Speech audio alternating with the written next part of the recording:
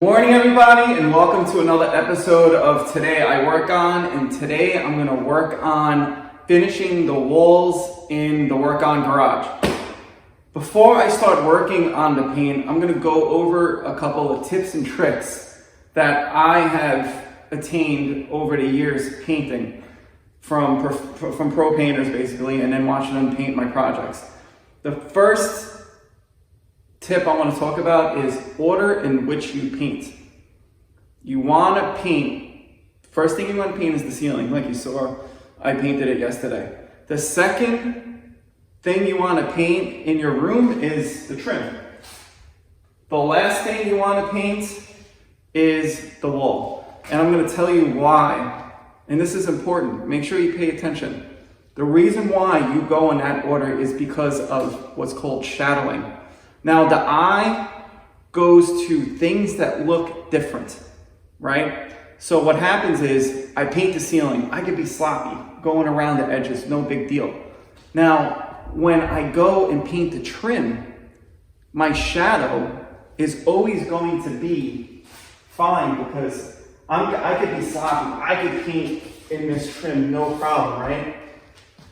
Lastly, when I do the wall trim, your eye will not go to the trim paint, because if you paint the trim last, what happens is most of the time your trim paint will come and leak into the wall. And what happens is most times you look straight on when you look at a wall.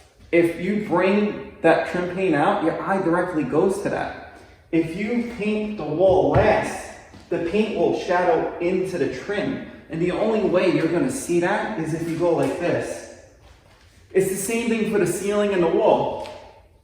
Once I cut in my wall paint, what happens is the shadow of the wall paint is going to leak a little bit into the ceiling. And that's fine, because you know why? You're looking straight on at the wall. The only way your eye will get thrown off is if you go like this. You stand underneath next to the wall and you look up and you can see that the wall paint will leak out a little bit into the ceiling.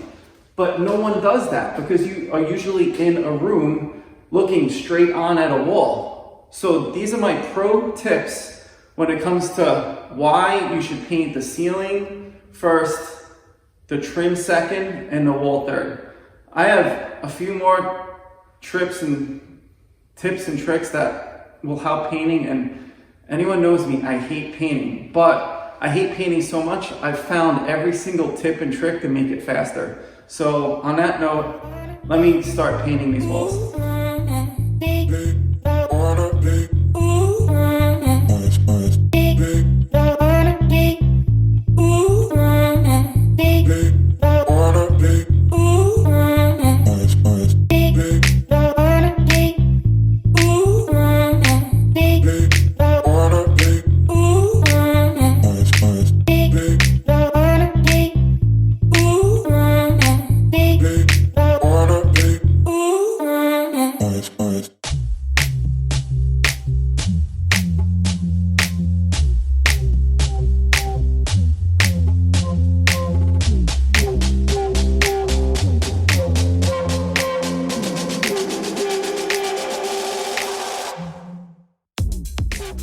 First coat of finished wall paint on the walls. The paint I used is a Sherwin-Williams brand super paint. It's a mid-grade paint. For contractors, it's about 35 bucks as of today. For a homeowner, unfortunately, it's a little bit more expensive. I think it's around 60, 65 bucks for a gallon. The sheen I used on the walls is a matte. It's a matte satin finish. Now, I'm going to talk about, this is a pro tip about sheens. You have flat, which is completely flat, and then you have something that you go all the way up to is high gloss.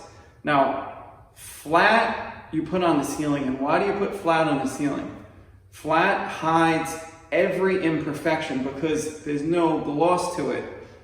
The glossier the paint, the more you see imperfections. And when you go into a house, what don't you want to see on walls and ceilings? Imperfections. So that's the ceiling. The walls I go with as flat as possible, but not to the point where I can't scrub the wool, and that is a satin. Now you could go up to an eggshell, but to me, it's too much gloss for me, personally. Some people like it. I try to talk people out of it, but satin to me, personally, is the way to go on walls. And then lastly, we have trim. Now trim is something that you actually want it to be glossy. You want it to pop. So what do? You use a semi-gloss. The semi-gloss looks really nice against a flatter surface. So you have a flatter matte satin wall, and then right next to it you have a nice semi-gloss. And another reason why semi-gloss is great is because you could clean it. Most of the time, the trims around the doors, the door jambs, the baseboard, they always get hit with stuff. And semi-gloss is really easy to clean. So that's the pro tip on Sheens. Sometimes I walk into houses and I look up and I see, oh, they put a semi-gloss on the ceiling. And it's a facepalm, because now I see every single nail hole, I see every single joint compound seam, and it just takes away from the bathroom. Or even in a living room, it doesn't matter. Kitchen doesn't matter. Stick with flat on the ceiling, satin on the walls, and semi-gloss on the trim, and your house is gonna look spectacular. On that note, I'm gonna let this paint dry. I'm gonna turn the fans on, because you never wanna rush a second coat of paint, and there's a reason why. It's called tack. If I start painting now on that second coat and this is not completely dry, that second coat's gonna tack into the almost dry paint, and it will cause a delamination basically from the wall to the paint. And then it's like you're only redoing a second coat. So you can't rush paint. You gotta let it dry. So I'm gonna turn on the fans, and then I'm probably gonna grab some pizza, and I'm gonna take out one of my race cars, because I haven't driven it in a long time, and tomorrow we're gonna do a cruise with the buddies. So I will introduce you to my Track Spect S2000. So let me get to work on that.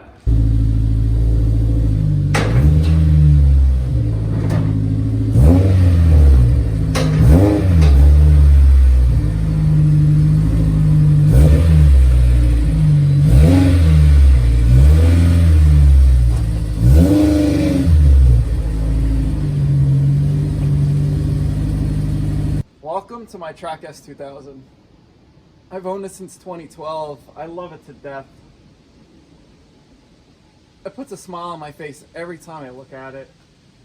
I'll get more into the car in later videos, but I just wanted to introduce you to it. And let me go grab some pizza. Back from lunch. First coat of wall paint is really dry, which is really good. That means I'm gonna start applying my second coat. Shouldn't take me very long. This is a big milestone in the Work On Garage, because most of the paint will be done. And I hate paint, so that's really good news for me. And now I get to start working on the really fun stuff. All the finish work and all the cubbies and shelving and just organization, and I can't wait to build it all. Today is actually, the reason why I mentioned my race car is because it's bring your track helmet to work day. And I didn't want to wear it in the morning because it's kind of heavy and kind of tight. But what I'm going to do is I'm going to time lapse me painting the second coat with the helmet on. So I'm not looking forward to it, but I'm doing it for my buddies. So let me get to work so I can take this stupid helmet off as soon as possible.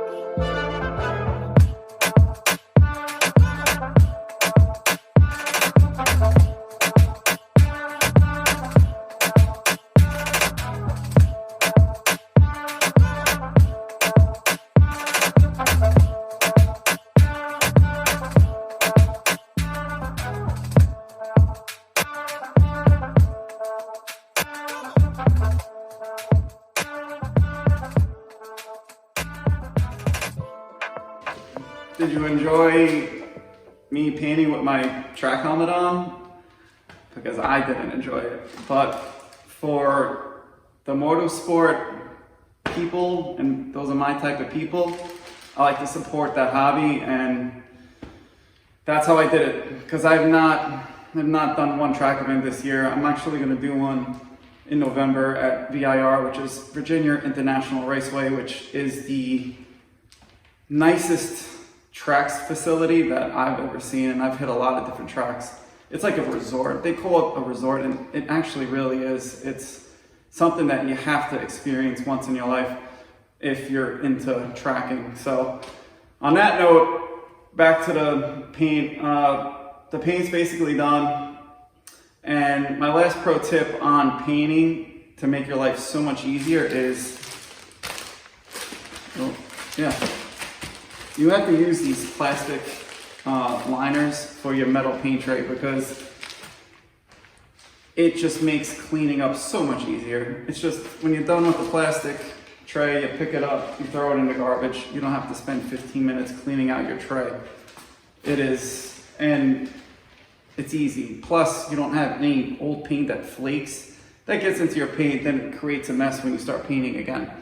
So that's it for today. I'm going to basically start working on finishing up all the little electric inside the work-on garage. And then after that, and that includes putting all the outlets back in the wall, putting all the plates on it. And I'm gonna go over it. There's a bunch of different type of plates for electric that I wanna go over that people don't know about.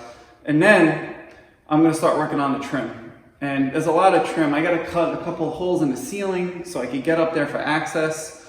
If I wanna run anything, I gotta trim the door, the windows, the chase that I made in most of the garage, and then base molding, and then another piece of 3/4 above the top so I don't hit the walls too much. They're like my little bumper protectors. So I still have a lot to do, because then after that, I gotta start building all my storage areas and my workbench area, and it's gonna be a lot of woodworking, and I'm gonna be pretty creative. I'm not gonna look at anything online. I'm just gonna think about what I wanna build, and I'm just gonna build it straight from my head. So get ready for that. I hope it's different than what other people do, so it's worth it to watch. But on that note, I'm done for today, and I will see you next time.